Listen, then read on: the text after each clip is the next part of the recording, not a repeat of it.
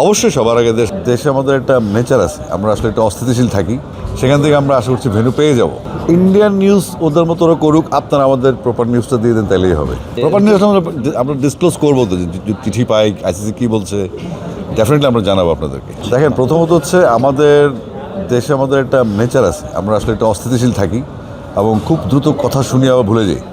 তো এখন আমাদের যে অবস্থানটা, আমাদের জায়গা থেকে কিন্তু আমরা হুটহাট করে কথা বলতে পারি না। একটা সিদ্ধান্ত যদি পাই, আমরা যখন বোর্ডে মিটিং করি বা বোর্ড একটা সিগন্যাল পাই, তখনই আপনাদেরকে এসে বলি, অথেন্টিক যেন হয়। আর আমরা এখন পর্যন্ত যত তথ্য আপনাদেরকে দিয়েছি, আসলে আমরা এমন কোনো তথ্য আপনাদেরকে দেই যেটা বোর্ড কর্তৃক ফিল্টার্ড না। সেজন্য বলছি যে আমাদের এখন পর্যন্ত আমরা আইসিসি কিছু অপেক্ষা আছি ভেন্যু নিয়ে। আর অন্যান্য যে সাইডে আলাপ হচ্ছে, সেটার সাথে তো আমরা বোর্ডের পক্ষ থেকে অথেন্টিক কথা বলতে পারবো না। ওই রকম কিছু না। আমাদের মূল ফোকাস হচ্ছে আমাদের দর্শক, মিডিয়া এবং আমাদের প্লেয়ার যারা খেলবে। বিশেষ করে অনেকেই প্রথম জীবনে হয়তো ওয়ার্ল্ড কাপ T20 ম্যাচ খেলবে এবং ওয়ার্ল্ড কাপের ভিশনটা যেটা, মানে একটা প্লেয়ারের স্বপ্ন, তো আজন্ম স্বপ্ন যে আমরা একটা ওয়ার্ল্ড কাপ বড় আসরে খেলবো, বড় পর্দায় মানুষ দেখবে, সারা পৃথিবী দেখবে।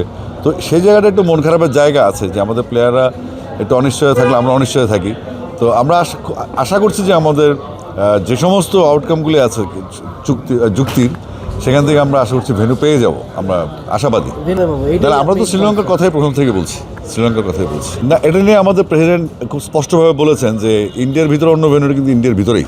তো সুতরাং আমরা তো ওখানে যাচ্ছি না এখনো। অবশ্যই সবার আগে দেশ আমাদের আত্মমর্যাদা সমুন্নত রাখতে হবে সবসময়। আমরা যেখানে যে কাজ করি না কেন, দেশের উপরও কোনো কিছু নেই। জি, ইনশাল্লাহ, ডেফিনেটলি। না, আমরা তো আসলে অতীতে যে রেকর্ডগুলো ছিল, অস্ট্রেলিয়া, নিউজিল্যান্ড না যাওয়া, শ্রীলঙ্কা না যাওয়া বা পাকিস্তান চ্যাম্পিয়ন্স ট্রফি নিয়ে যে ইস্যুগুলো অতীতে ছিল, যে ঘটনাগুলো ঘটেছে, সেটার পরিপ্রেক্ষিতে আমরা কথাগুলি বলেছি।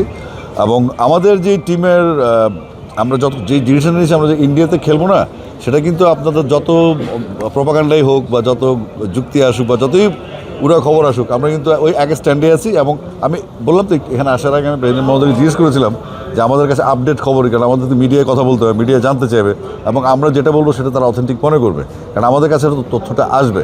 তো সেক্ষেত্রে আমাদের ডাইরেক্টার্স গ্রুপ বা আমাদের কাছে এখন পর্যন্ত কোনো মেইল আমরা পাইনি যে শ্রীলঙ্কা হবে না, ইন্ডিয়া যেতে হবে, এরকম কোনো সিদ্ধান্ত হয়নি। আসিফ ভাই, আপনি আজকে নাজমুল ভাইয়ের সাথে ছিলেন এবং নাজমুল ভাই অনেকদিন ধরে আলোচনার মধ্যে আছেন, তার সাথে কি কথাবার্তা হয়েছে এবং তিনি তার ওই অবস্থায় অনড় আছেন কিনা একটু বলবেন? নাজমুল ভাই স্ট্যান্ড স্টিল, উনি যেটা বলেছেন সেটাতে তিনি অটল আছেন এবং অনড় আছেন এবং তিনি এটা নিয়ে মোটেও চিন্তিত না। উনি এটার ব্যাপারেও আসলে আমরা ওইভাবে, প্রেসিডেন্ট যদি বলে থাকেন তাহলে এটা আমার মনে হয়, আমি ঠিক জানি না এটা।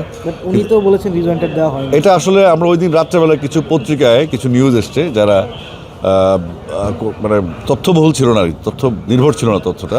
আমরা পরে আবার অন্য একটা টিভি চ্যানেলে দেখলাম যে এখানে এই বিষয়ে আমাদের সঙ্গে কথা হয়নি। দেখেন, নাজমুল ভাই একজন বিজ্ঞ মানুষ, উনি একজন সৎ মানুষ এবং উনি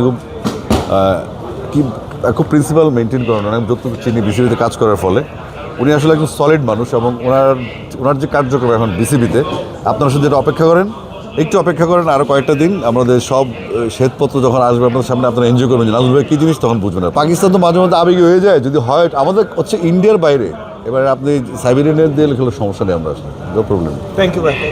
থ্যাংক ইউ সো মাচ।